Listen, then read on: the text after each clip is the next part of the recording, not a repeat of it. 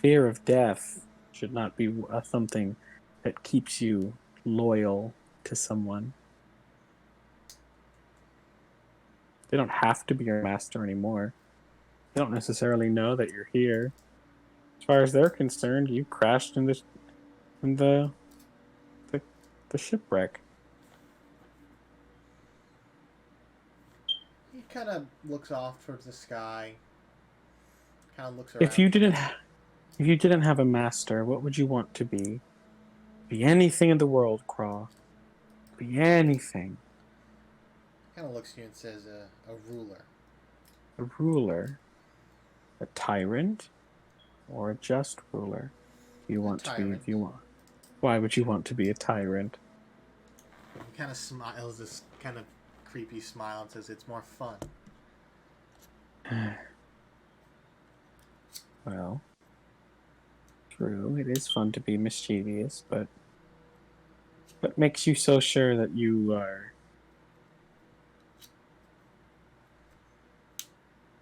You're a dragon, right? He nods. That means you'll live a very long time. You're practically immortal, but you're not without being killed, correct? He nods. I'll remove my mask and show that I am in fact a skeleton. Kind of What if I cocks one could? eyebrow. What if I told you that there's other paths to immortality that not even your dragon blood can achieve?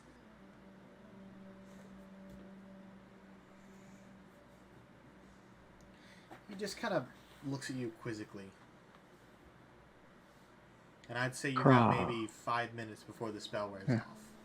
Craw, there are paths to immortality that bards possess that many others could never dare to achieve. When tyrants die, they're oftentimes forgotten intentionally by those who they harmed. But when heroes and bards die, they are remembered forever. It means an immortality unlike any other.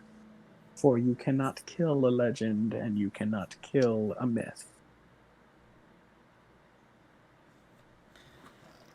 Why As live in infamy when you can live in fame? Me and my friends could show you a world that you had no idea even existed. as you're We could saying show. this, you hear a loud roar coming in the distance. Not too far, but not too close. And you see Craw kind of perk his head up, and he kind of frantically looks around. Shh. It's all right. You don't need to be afraid. You're afraid he's going to hurt you, aren't you? He kind of looks at you and says, "I'm afraid he's going to hurt you." You don't need to worry about him hurting me. You need to just you need to ask yourself a very important question. Do you wish to live the rest of your life in fear of your master, or would you like to live your own path, a righteous one? Make a You could be persuasion check. you could be a first, Craw. 28. You could be a first, unlike any dragon I've heard. That chromatic dragons, such like yourself, when they are righteous and powerful and good, their scales are not merely that color. Their scales almost become gem-like. Not like the gem dragons per se, but their scales are incandescent, a beauty unlike any other. And you could achieve that. You could achieve what many other chromatic dragons have failed to do. All you have to do is trust me. I don't want to hurt you, and neither do my friends. You're more than what your master thinks of you. You have potential to do great things in this world, Crawl. All you have to do is believe it. You hear another roar in the distance. And Mars and Hugo, you also hear this loud roar. You can't understand if it's speech or just a guttural belch of sorts, but it does sound close. And we're returning to Yeah. Octavian and the dragon. Craw. I'll refer to the woods. I'll gesture to the woods. This is your domain. You are a green dragon. Green dragons find solace in their home, and they make their homes in vast, ancient forests, quite like this. This is a very old forest. Black dragons have no sway here, but you do. Remember that. All right. And as you say this, the spell ends. And you watch as the light kind of returns to Craw's eyes. He kind of squints at you for a moment. Kind of looks around. I see.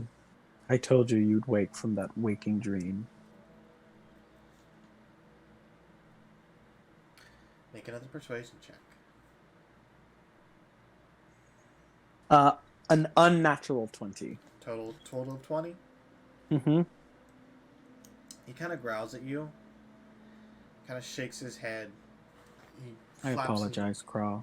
He flaps his wings and begins to rise up. And he kind of looks at you and says, "I'll heed your words." Will you remember me? He goes, "I will remember you." Then know that my name is Octavian, the silver-tongued. He goes, "Well, Octavian, if it wasn't for my master's calls, I would be more willing to join you, but seeing as he has my scent and he would hunt me down, I feel it is in my best interest to return to him." And he begins to climb up into the darkness. I'll shout out to him. Do not be a slave, Craw. Do not live in fear. It is better to burn out than to fade away underneath the hand of a cruel tyrant and a master. I would rather die a hero than hate and fear. And then I will turn my attention to the large cricket. Okay. It's just kind of sitting there looking at you up and down. What are you? Why are you? You have no business being that big.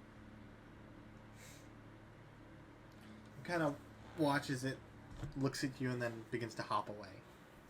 Okay. That's right. You better leave. Fucking dog-sized crickets. Back in my day, they could fit in the palm of your hand. Little friend. Yeah. There's not any other giant bugs around me, are there? Make a perception check. Oh, good. An unnatural 20. All right. Looking into the darkness, you do see shapes moving about in the undergrowth. You see more giant crickets. You see a centipede, maybe 10 feet long, kind of squirming around. No arachnids, luckily, but you can't see that thank high up God. in the canopy. Vile things.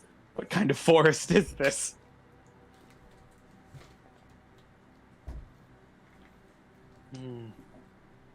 I'll begin strumming my harp to try to be a beacon for my friends to return. All right.